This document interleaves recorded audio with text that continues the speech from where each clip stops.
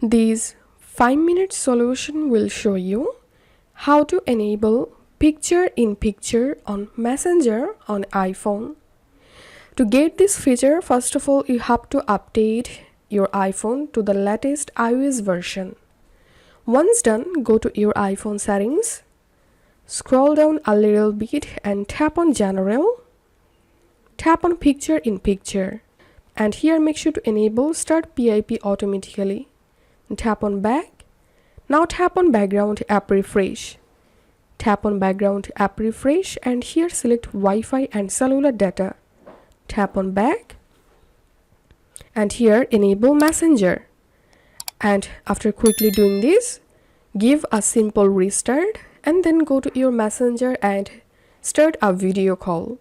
During the video call, now you will be able to minimize the call to use the picture-in-picture feature. If you find this video helpful, don't forget to subscribe 5 Minute Solution. See you in the next video.